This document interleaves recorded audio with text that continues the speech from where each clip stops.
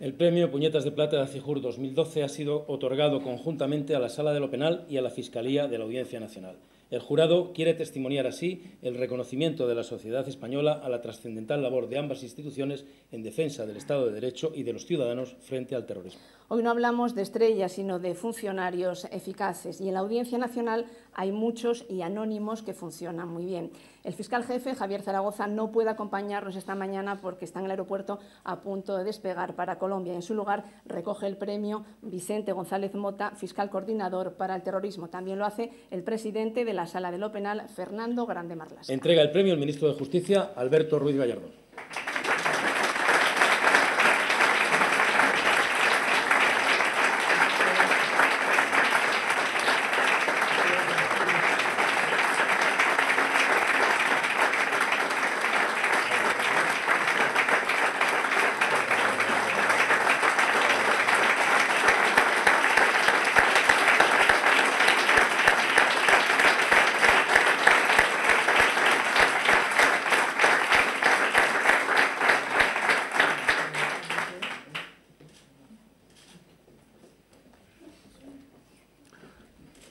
Buenas tardes a todos. Lo primero que quiero transmitiros es la alegría que tenemos todos los fiscales de la Audiencia Nacional por recibir este premio. No en vano somos nosotros los que sustentamos la Fiscalía y por ello ese premio que nos habéis dado a todos nos parece muy importante, porque lo que hacéis es reconocer que es muy importante ser fiscal en la Audiencia Nacional. Porque en nuestro país, nuestras leyes no contemplan el terrorismo, no son llamadas como un conflicto entre combatientes que uno espera ser derrotado, que luego habrá que aplicar medidas de fin de conflicto. Nuestro país lo regula como un Estado de Derecho. Lo que hacemos los fiscales es llevamos a estos presuntos miembros, que luego son condenados por la justicia cuando así son, de organizaciones criminales ante la justicia, en el marco de un procedimiento. Y por ello nosotros no hablamos de derrota, sino de simple puesta a disposición ante la justicia, y sus responsabilidades no acaban con el fin de un conflicto que no es tal, que no es un conflicto entre dos bandos, sino sencillamente es la puesta a disposición de aquellos criminales que no cumplen con las leyes para que tras un juicio justo cumplan las responsabilidades a los que los tribunales las han sentenciado. Y eso es lo que hacemos los fiscales. Por eso es muy importante ser fiscal de Audiencia Nacional. Y os agradecemos el premio, que también reconozco que hay otros compañeros fiscales que están en otros destinos, incluso asisten con su presencia, nos reparten premios, que también habrá que reconocerles alguna importancia en su tarea. Muchas gracias a todos.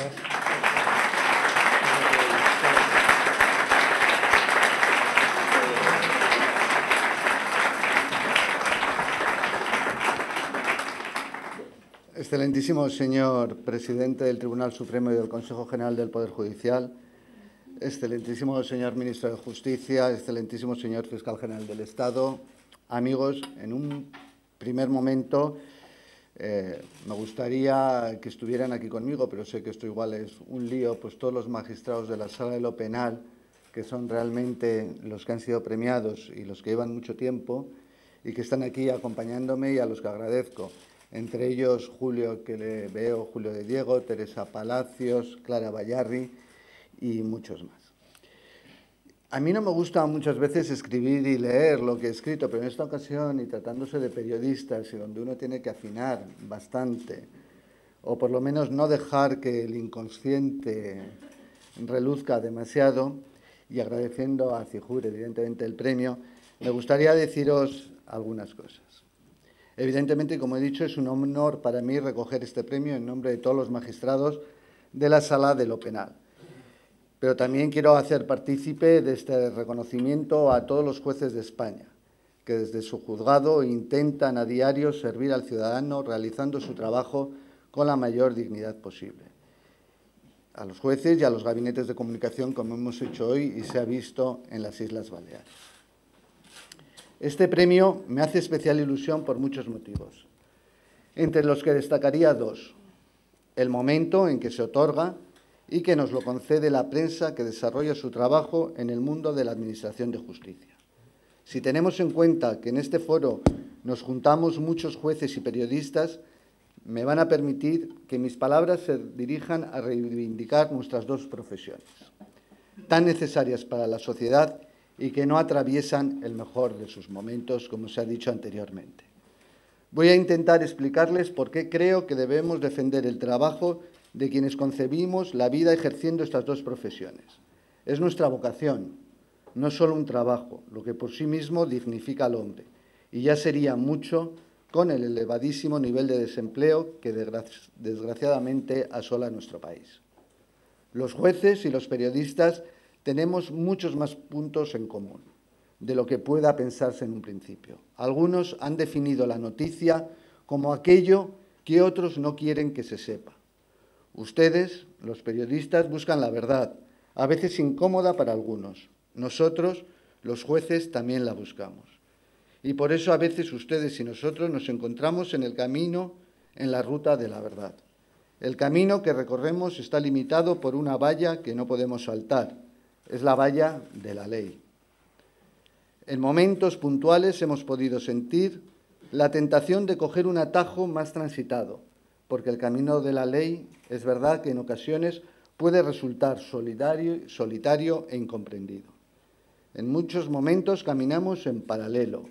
Eso no quiere decir que transitemos a la misma velocidad, porque ustedes muchas veces nos llevan la delantera y en ocasiones han contribuido a dar luz a nuestra senda judicial. Para los periodistas los hechos son sagrados, para nosotros también. Su relato de hechos tiene que estar bien argumentado, el nuestro también exige una motivación. Ustedes y nosotros defendemos rabiosamente la independencia y solo quien ha osado ultrajarla sabe que es una empresa perdida. Ustedes, con su trabajo, intentan construir una sociedad informada y más libre en tal sentido. Nosotros también intentamos mejorar en la medida de nuestras posibilidades la vida del ciudadano. El periodista judicial necesita el contacto con el hecho noticioso, necesita pisar, oler, tocar la noticia. El juez también en ocasiones tiene que percibir con los 5 sentidos el hecho investigado, si bien el jus puniendi, la persecución de los delitos, debe hacerse desde una cierta distancia, con los procedimientos y márgenes de la ley. Ello no obstante, frente a los dos modelos posibles de juez, el que resuelve basándose en un informe escrito o el que opta por constatar presencialmente lo que dicen los escritos, me quedo con este último modelo de juez, como también nuestra Constitución. La imagen de la justicia, es cierto, no atraviesa el mejor de sus momentos. Hemos podido cometer errores o quizá no nos hemos sabido explicar, cuando la sociedad más lo requería, además de lo mucho que podemos mejorar los funcionarios que estamos al servicio de la justicia. La prensa también está atravesando una crisis, quizá de identidad, ante los nuevos escenarios que asoman. Pero a ustedes y a nosotros solo nos queda seguir trabajando con honestidad, buscando la verdad para contarla, con ilusión, con entrega, a pesar de que a veces parece que ustedes y nosotros resultamos incómodos.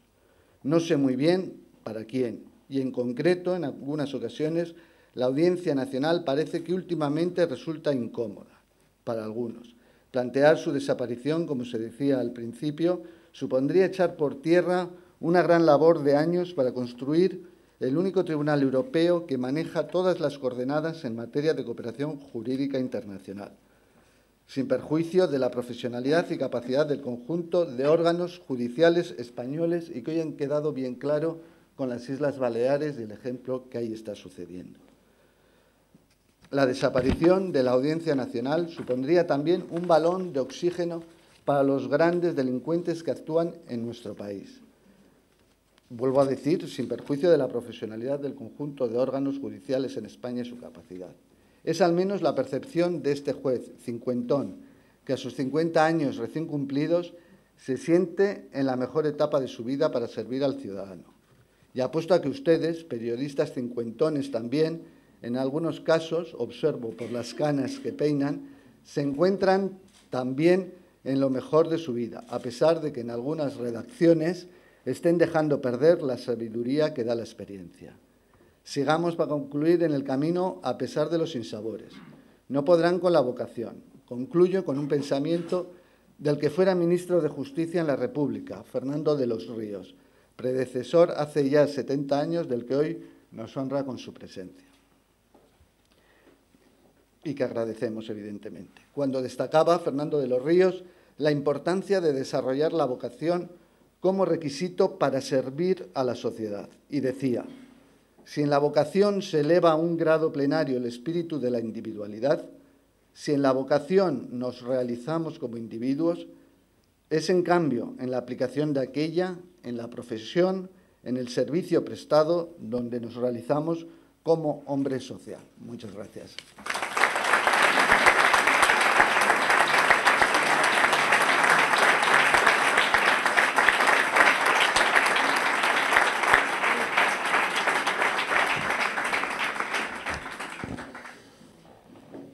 Señor presidente del Tribunal Supremo y, consiguientemente, del Consejo General del Poder Judicial, lo digo porque en este caso el orden de los factores sí podría alterar el producto, señor fiscal general del Estado, señor presidente de la Sala Primera, vicepresidente, saludo a todos los premiados y a todas las autoridades y los compañeros que las carreras judicial y fiscal se encuentran en este acto y, por supuesto, queridas Patricia y Paco, a todos los periodistas.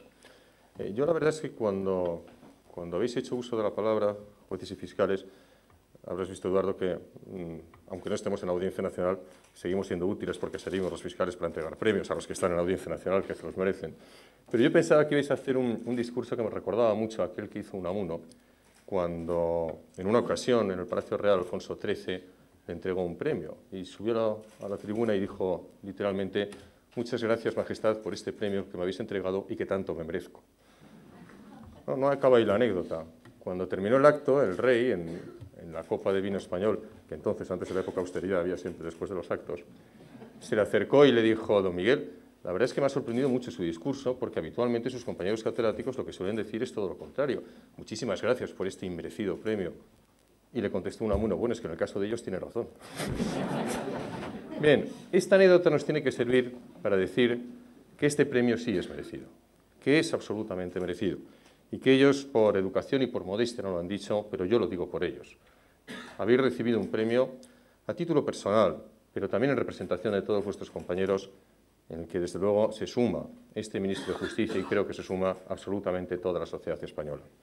La labor que se ha hecho desde la Audiencia Nacional para no conseguir la paz, como muchas veces de forma torticera y tergiversando la realidad intentan decirnos aquellos que han violentado la ley, sino para conseguir la justicia, porque cualquier paz que no se derive de un acto de justicia en sí misma no puede satisfacer la pretensión ética del ser humano, ha sido absolutamente encomiable. Y lo sigue siendo cuando el Estado de Derecho sigue exigiendo las responsabilidades a todos aquellos que no pueden eximirles en ninguna de las formas por el hecho de que constaten que la democracia ha derrotado al terrorismo. Yo quiero, por eso, con estas palabras, sumarme a ese homenaje a mis compañeros fiscales, a todos los jueces que estáis destinados en la Audiencia Nacional, a todos aquellos que renunciáis, y aquí se ha dicho y se ha dicho bien, a tener ningún protagonismo personal en aras sencillamente del cumplimiento de ese mandato que el legislador nos da a todos, Poder Ejecutivo y Poder Judicial, que es el cumplimiento de las leyes que ellos aprueban. Y quiero aprovechar la intervención del presidente de la Sala de lo Penal, mi buen amigo Fernando, para decirle que este ministro y su equipo en el Ministerio comparten el análisis que él ha hecho en relación con la Audiencia Nacional. Y aprovecho para decirlo, y es la primera vez que lo digo ante el debate que se ha abierto, que no va a desaparecer la Audiencia Nacional, que ante la nueva realidad en la que nos encontramos, en la tramitación que estamos haciendo de la Ley Orgánica del Poder Judicial, evidentemente tendremos que adaptarla a una situación diferente a la que existía, pero que en modo alguno vamos a renunciar al instrumento formidable que la Audiencia Nacional nos proporciona, no solamente en el ámbito de cooperación internacional, al que ha hecho referencia Fernando, sino en todos aquellos casos en los que, en la colaboración directa con el nuevo papel que ejercerá el Ministerio Fiscal cuando aprobemos la Ley de Enjuiciamiento Criminal, la audiencia se debe de convertir en un instrumento de primer orden. Por lo tanto, que esas dudas que se han planteado sean resueltas, pero no solamente que sería motivo éticamente suficiente como homenaje a la labor realizada de pasado, sino de forma muy especial como una apuesta ambiciosa por el futuro. Y no quiero dejar de hablar sin agradecer al profesor Jiménez de Parga y sumarme a las palabras que ha dicho Eduardo Torres Dulce, el profundo sentido de gratitud que no solamente este alumno que tuvo la inmensa fortuna de gozar de la generosidad de su profesor, igual que el presidente de la Sala Primera, sino de toda una generación que en estos tiempos de crisis, donde parece que miramos con desesperanza y con tristeza la realidad, nos olvidamos qué España recibisteis vosotros, querido profesor, lo duro que fue hacer aquella transición, lo difícil que fue conciliar ideas distintas, proyectos distintos, no solamente territoriales, sino la forma de concebir, desde la forma de Estado hasta el modelo de convivencia, y el regalo inmenso y generoso que nos hicisteis a la generación que hoy asumimos esta responsabilidad. Ese homenaje a las personas que, como tú, supieron renunciar a todo para dejar un legado a las nuevas generaciones, te puedo asegurar que es algo que no vamos a olvidar. Y mi última referencia a CIJUR, con mi agradecimiento a la labor que hacen y con una brevísima pincelada de eco de palabras que han sonado aquí esta mañana. Yo coincido con que vivimos en un tiempo de enorme riesgo para la información. ¿Por qué? Porque nos creemos que podemos tener acceso a los hechos, a la noticia, en ausencia de los mediadores, de los medios de comunicación. Porque pensamos que las nuevas tecnologías nos permiten saber sin discriminar y porque somos capaces de acceder a esa presunta información creyéndonos que es lo mismo que nos podía haber elaborado aquellos que profesionalmente, como muy bien ha definido Fernando, estáis dedicados a ellos. Prescindir de los medios, pensar que los avances tecnológicos nos pueden hacer vivir en un mundo sin periodistas, sin personas que desde su responsabilidad estudien, analicen, confirmen y después avalen la información y la evaluación de la información, no es que sea un riesgo para nuestra capacidad de tener los datos necesarios para poder operar, sino que es un riesgo para la propia democracia. Y otra reflexión que aquí se ha dicho también, no nos faltan periodistas, no nos faltan buenos periodistas, pero este país lo que necesita son editores. Necesita editores que confíen en los periodistas, editores que entiendan que una empresa de comunicación es mucho más que una sociedad anónima que tenga que repartir beneficios entre sus accionistas. Editores, como los viejos editores que tuvimos en la transición, unos apostando por la izquierda, otros apostando por la derecha, que entendieron que por encima de cualquier otra cosa su responsabilidad era conseguir que una sociedad informada pudiese ejercer los derechos fundamentales. Yo creo que ACIJUR sirve un gran trabajo, un enorme servicio a la sociedad y animo de verdad a todos aquellos que se aventuran en una empresa periodística a que sean plenamente conscientes de que asumen una responsabilidad que está muy por encima del reparto de beneficios. Una responsabilidad que solamente se puede colmar dando la oportunidad a aquellos profesionales del mundo de la comunicación para, por muy incómodo que resulte para el poder, nos cuenten la verdad de las cosas que ocurren. Muchísimas gracias a todos.